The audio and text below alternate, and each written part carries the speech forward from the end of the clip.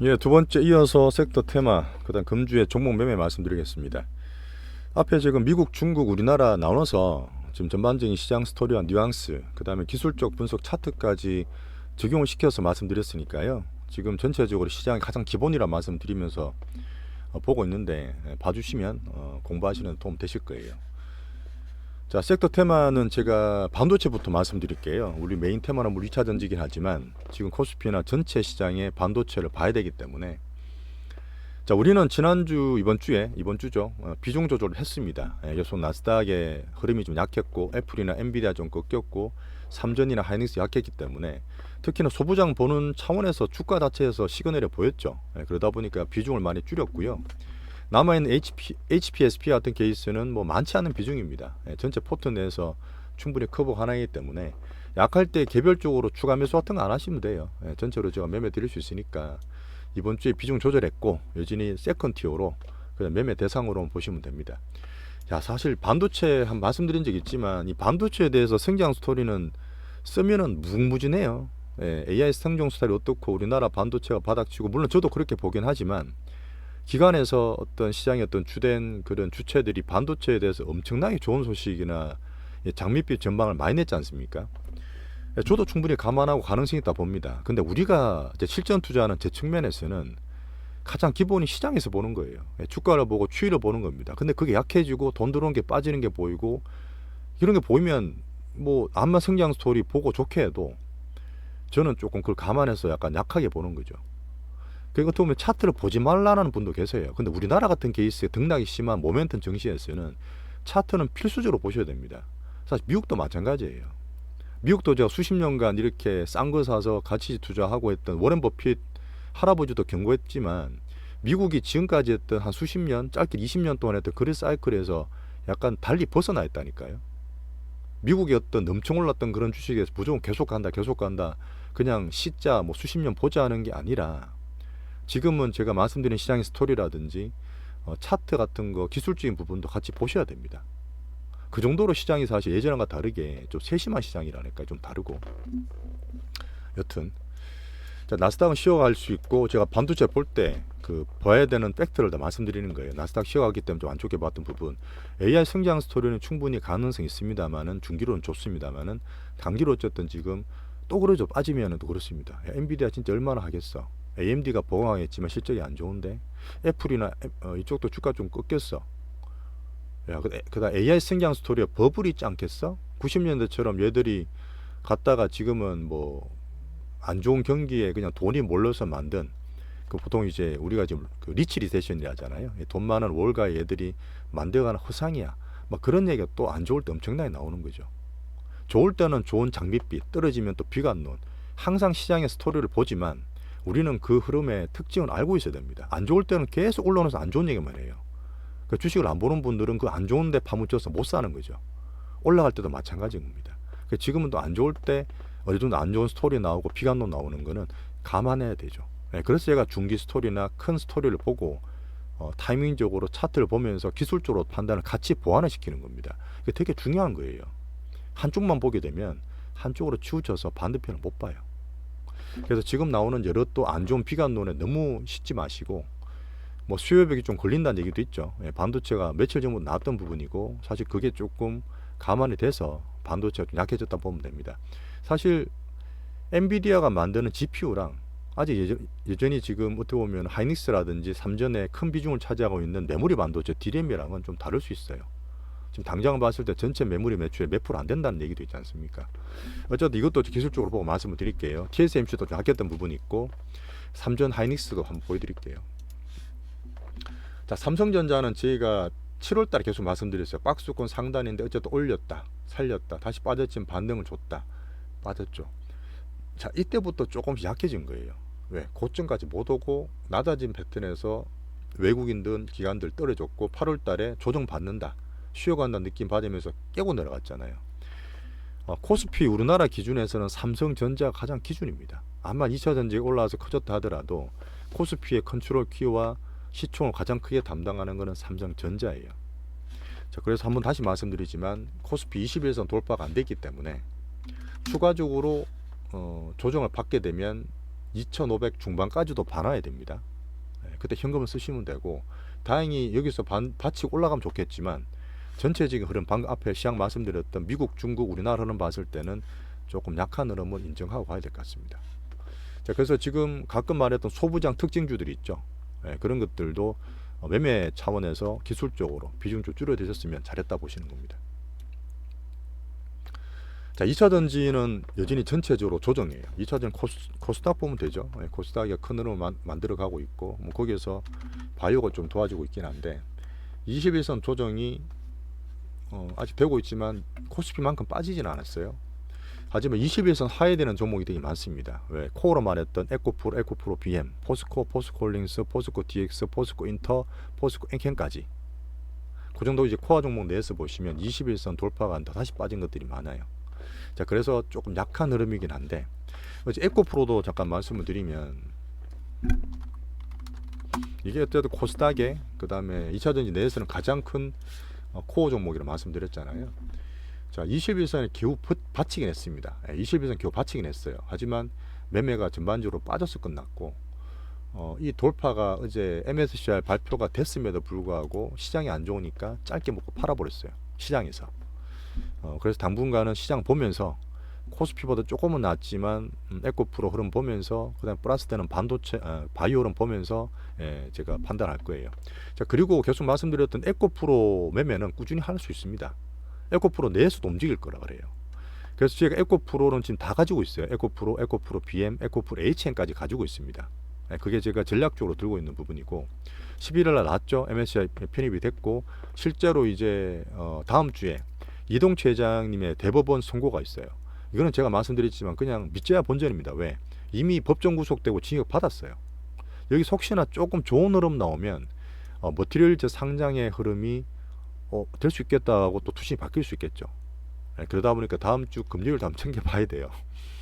자, 일단 18일 날 이동채 회장님 보시면 되고, 그 외국인 수급이 중요하죠. 앞에 말씀드렸지만 신용이 그렇게 코스닥은 과한 게 아닙니다. 자, 그리고 외국인 수급도 원래 관망이지 그렇게 파는 건 사실 아니에요. 자, 여기서 좀 특이하게 보여드릴 거 있어요. 자, 코스닥은 2차전지, 코스피는 반도체도 말씀드렸지만 또 2차전지 내에서 포스코 흐름은 코스피입니다. 자, 2차전지 흐름, 에코프로 흐름은 코스닥이에요. 자, 지금 외국인 수급을 제가 빨간 갭 사는 거 파는 게 파는 거예요. 지금 코스피입니다. 코스피 보시면 7월 말 중에 이렇게 멈춤 판 적이 있었죠. 이게 뭐 팔았을까요? 외국인들이 코스피에서 포스코 홀딩스나 포스코 주식 판 거예요. 왜 그때 팔았어요? 그 2차전 꼭지 칠 때 현물을 때린 겁니다. 그 다음에 공매도를 친 거예요. 지금 공매도가 포스코 쪽이 제일 많은 거 아시죠? 자, 한번 보여드리고 코스닥 보여드릴게요. 코스닥은 반대로 7월 말에 외국인이 엄청 샀어요. 왜 샀을까요? 그때 슈팅 나오고 할 때 에코프로나 에코프로 비행 같은 걸로 숏 커버링 들어간 겁니다. 숏 스퀴즈가 들어간 거예요. 실물을 산 게 아니라 꼭지 칠 때, 야, 같이 7월 말에 2차전지 꼭지 쳤는데 포스코는 팔면서 공매도를 더 쌓았고, 에코프로 같은 케이스는 숏 커버링 사면서 오히려 매수가 들어왔어요. 하지만 둘 다 꼭지는 쳤습니다. 자, 그럼 무슨 말씀을 드리냐면, 둘 다 결국은 추세예요. 추세가 뭐냐? 우리가 좋게 보려고 그러면 포스코홀딩스가 공매도를 많이 쳤잖아요. 이때 떨어졌으면 얘들이 수익이 나는 상태입니다. 빠졌기 때문에. 그럼 여기에서 만약 추세가 살아나고 반등을 주게 되면 어떻게 될까요? 또 공매도에 숏커버링이 나와서 포스코 흐름 쪽에서 반등이 나올 수 있습니다. 수급적인 측면에. 근데 지금 빠졌기 때문에 그렇긴 한데 흐름 볼 필요가 있다는 거죠. 공매도가 많으니까. 어떤 사람 그렇습니다. 오히려 공매도 많은 애들이 더 많이 갔지. 그게 2차전지나 7월달 흐름이었는데 왜 올라가면서 공매도 숏커버링 숏스퀴즈가 들어오니까 더 튀었던 거잖아요. 근데 지금은 그렇지 않습니다. 그때는 추세가 살아났던 과정이고 지금 추세가 살짝 꺾였잖아요. 여기서 만약에 저는 포스코나 포스코 홀딩스나 포스코 인터 같은 걸 보고 있잖아요. 우리 코어 종목으로. 근데 포스코 흐름이 돌아서거나 포스코 인터가 좋아지잖아요. 그럼 공매도 숏커버링이 또 나올 수 있다 보는 겁니다. 자, 신고가 낼 수 있는 흐름, 포스코 인터 같은 거, 이런 걸 제가 보는 거예요. 수급과 기술적 타이밍을 보는 겁니다. 그렇게 되면 전체적으로 2차전지의 등락이 또 반등을 줄 수 있어요. 자, 그러다 보니까 2차전지에서는 자꾸 재료를 챙기고 코어 종목 내에서 큰 흐름을 제가 가져가고 등락 이용하는 겁니다. 아시겠죠? 그래도 지금 빠지게 되니까 이런 얘기가 나옵니다. 야, 전기차 소비가 지금 안 돼. 아마 지지난주에 우리나라의 보조금이 자꾸 줄고 안 된다. 미국에서도 쉽게 안 팔린다는 얘기 들으셨을 거예요. 그래서 지금 맞물리면서 그런 안 좋은 소식을 자꾸 내고 있는데 사실이기도 합니다. 실제로 중국에서도 지금 또 리튬 가격도 많이 떨어져 있어요. 그래 되면 걔들이 양극재 들어갈 때 판가가 떨어집니다. 올해 1분기에 4월 달까지 양극재가 많이 빠졌었던 게 있었어요. 그리고 나서 리튬 가격이 반등을 주면서 그때 6월, 7월 달에 리튬 가격 반등 흐름도 7월 달까지 올라가는데 11,000조를 했었거든요. 근데 지금 현대차에서도 전기차 부품을 이번 분기에 줄였다 이런 얘기 나왔었습니다. 전기차 그래 잘 팔리고 침투율이 계속 올라가는데 우리나라도 미국도 올라간다는데 왜 부품을 줄였을까? 레포트를 보면 일시적으로 줄였다 그래요. 전기차 부품을. 그래서 결국은 4분기 회복될 거라 보는데 4분기는 가봐야 하는 거죠. 어쨌든 이런 흐름은 뭐냐면 제가 길게 봤을 때 올 하반기로 갈수록 당장은 아니지만 우리 2차 전지나 전기차의 가장 큰 성장, 지금 침투율이 10%가 안 되는 미국 증시의 전기차 침투율을 본다 그랬잖아요. 지금 저가 또 치킨 게임 하고 있지 않습니까? 테슬라 가격 낮추니까 GM 포도 막 낮추면서 낮추게 되면 전기차 가격의 절반이 원래 2차 전지거든요. 2차 전지 70% 양극재 가격이고 그러다 보니까 실적 기준도 물론 성장은 하겠지만 성장 속도가 살짝 꺾일 수도 있는 가능성이 있어요. 당장은 아니지만 미국 소비도 제가 조금씩은 걱정하지 않습니까? 그러다 보니까 이 흐름 자체가 큰 흐름을 보되 여전히 제가 중기 비중은 9월이든 10월이든 대주 조건에다 수급 조건도 보지만 이 소비가 조금 줄 수 있는 판가가 떨어지면서 양극재 가격이 떨어질 수 있는 이름도 같이 보는 거예요. 결국은 중기 비중 줄일 겁니다. 아직 제가 많이 줄이진 않았지만 그러므로 제가 8월달 9월달 어쨌든 반등이나 등락 이용하면서 매매도 하지만 중기 비중 타이밍을 보는 거예요. 어쨌든 전기차는 치킨 게임입니다. 왜? 지금 전 세계적으로 글로벌적으로 소비가 안 좋잖아요. 중국도 소비가 약하지 않습니까? 미국도 소비가 앞으로 약해질 거라고 조금 보고 있잖아요. 우리나라는 당연하고요. 우리나라는 지금 뭐 계속 돈 가지고 부채 일으키면서 주담대 또 부동산 또 하고 있는데 정말 위험한 거거든 사실은. 어쨌든 없는 돈으로 수익을 보려고 들어가는 거지만 부동산은 지금 들어가는 거는 불나방입니다. 주식은 우리 내에서 시장 보면서 제가 계속 말씀드리고 있어요. 등락하시면 되고. 자, 방금 말씀드렸던 코스피의 포스코들, 그다음 코스닥의 에코프로도 방금 말씀드렸던 성격이 좀 다릅니다. 그래서 추세가 사는 게 물론 중요해요. 신고가 나오는지 21선이나 추세를 살려면 가는지. 왜? 공모주가 많으니까. 걔들의 소스 퀴즈를 또 어쨌든 일부라도 나올 수 있게 하는 것들은 2차 전지 추세를 보는 거니까. 그런 흐름 쪽에서 제가 이슈를 에코프로든 포스코든 다 챙겨드리는 겁니다. 아시겠죠? 자, 그래서 2개 정도 보시고 바이오를 제가 말씀 안 드렸는데 바이오는 종목을 금요일에 사신 것도 있어요. 이제 그런 흐름 보면서 미국 기준으로 봤을 때는 또 말씀드릴까 적진 않았는데 미국이 조정받을 때 뭐가 좋았죠 이번에? 미국이 기준이라 말씀드렸어요. 나스닥 조정할 때도 나스닥 섹터 중에 헬스케어가 상당히 큰 비중입니다. 존슨앤존슨가 제일 크고 지금 일라릴리가 그 위고빈가 왜 살 빼는 약 있죠. 그 관련해서 주가가 지금 시총을 존슨앤존슨을 넘어가 버렸어요. 조정 시에 바이오가 상대적 강세. 자, 이런 흐름 때문에 제가 금요일날 마지막에 일부러 비중을 하나 넣어드린 게 있어요. 중소형주는 아니지만 거래가 많이 되지는 않지만 제가 비중을 넣어드린 이유가 있는데 그것도 제가 시장을 좀 이용하는 겁니다. 자, 일단 이렇게 말씀드리고 종목 매매 금지했던 거를 말씀을 드릴게요. 뭐 매일 말씀드리기 때문에 간단하게 말씀드리겠습니다. 에코프로 HN을 저희가 매매를 계속했는데 10만원대 샀던 게 이번 주에 12만원대 정도 팔았고요. 단기로 팔았습니다. 에코프로는 제가 8월달에 등락 이용한다. 지난주에도 그랬어요. 지난주에도 왜 뭐 얼마였죠? 106만원인가? 102만원 초에 사서 제가 120만원, 128만원을 판 적이 있죠. 그 금주에 또 110만원 밑에 109만원, 107만원 요래 사서 114만원, 115만원 좀 팔았습니다. 다 팔진 않았지만 일부를 팔았어요. 이런 것들이 시황과 기술적 분석과 전반적으로 수급 보면서 다 이렇게 해드리는 거예요. 좀 심심하실까봐 그렇습니다.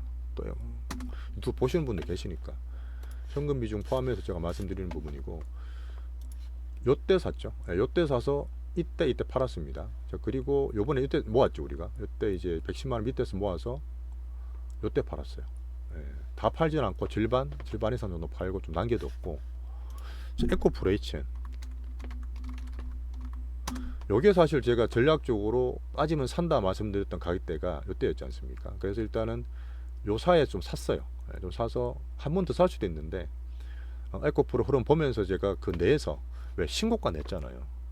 포스코 인터도 못 냈던 신고가를 냈지 않습니까? 그 다음에 주봉 보여드리면서 이때 흐름, 사실 이게 뭐냐면 나중에 기술적 분석 제가 만들면 거기서도 말씀드릴 텐데, 이번 주에 128만원 12만 8천원 갔다가 밀렸잖아요. 꺾여서 죽는다는 게 아니라 제가 말씀드렸던 요때 물량, 2021년의 물량을 단기로 터치하고 일부 소화시킨 거예요. 그런 반등을 줄 때 이 물량 부담이 줄어듭니다. 자, 지금 128만원 130만원 돌파하잖아요. 어쨌든 조정받고 돌파를 혹시 하게 되면 한 170만원까지 열려있어요. 그러면 아까 처음에 말씀드렸던 큰 의미의 좋은 상황이 나올 수 있다는 거죠. 지금 당장은 무조건 간다 사라 이런 얘기 아닙니다. 과정을 제가 보면서 하는 거예요. 그래서 일단 저점 매수해서 반등을 한번 노리고 일부 비중을 팔든 그렇게 하고 등락 만들어가면서 이 신고가를 벗기게 되면 한 번 더 갈 수 있는 거예요. 하지만 시간이 많지는 않습니다. 9월 10월 되면 대주 조건 나올 수 있다고 그랬잖아요. 아마 한 달 내에 흐름을 좀 봐야 돼요. 그리고 시간이 가면 갈수록 안 되게 된 비중을 줄여야 되고, 그 사이 슈팅이 나오면 저는 좋게 볼 겁니다. 자, 시장 따라서 하는 거예요. 자, 그리고 제가 LG와 갖고 있었던 그 롤을 말씀드렸는데 덜 오르고 덜 빠졌죠. 근데 잽싸게 바꿔서 에코프로 BM으로 일단 교체를 해놨어요. 이때가 걸치기긴 한데 많이 못 올랐기 때문에 일부 비중만 그렇게 해놨기 때문에 에코프로 HN, 에코프로 BM 지금 다 가지고 있습니다. 우리는. 하지만 지금 전략적으로 에코프로 HN에 조금 더 비중을 싣고 있죠. 자, 반도체가 제가 레이크 머티리얼스도 말씀을 드렸는데 기술적으로 봤어요. 약했고 어때 처음에 많이 못 올랐던 걸 샀다 했지만 어쨌든 타이밍상 반도체 약해지는 타이밍에 걸리다 보니까 왔다 갔다 하다 지금 박스골 깨고 내려갔죠. 깨고 내려와서 바로 안 팔고 단기 반응 줬고 요때 좀 팔았어요. 비중 많이 줄여서 없는 분도 계시고 조금 있는 분 계시는데 별로 신경 쓰지 마시고 또 맞춰드리겠습니다.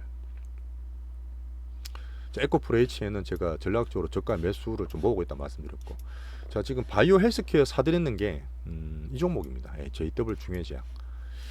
이 종목도 사실 내용을 말씀드리면 바이오에 대한 거, 제가 바이오도 엄청 깊이 공부했을 때는 정말 많이 그랬는데, 근데 이게 많이 한다고 주가가 사실 오르는 게 아니더라고요.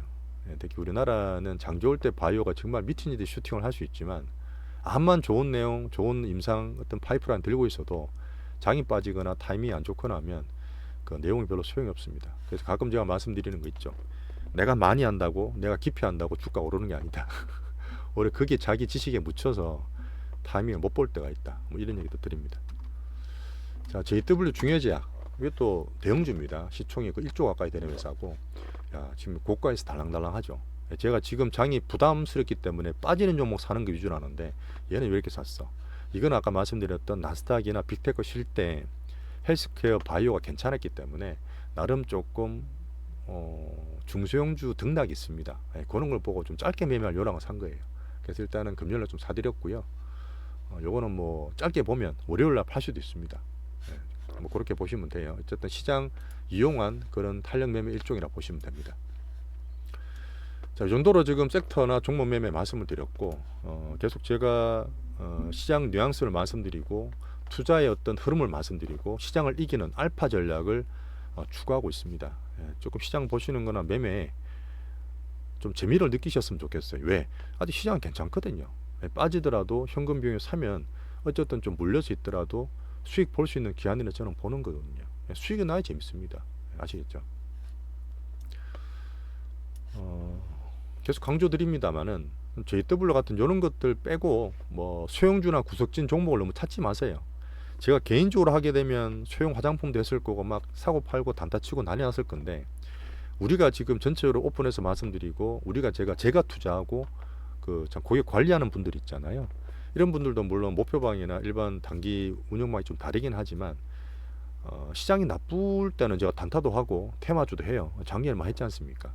근데 장이 좋고 아직 괜찮은 가운데서 굳이 구석진데 찾지 마시라는 거예요.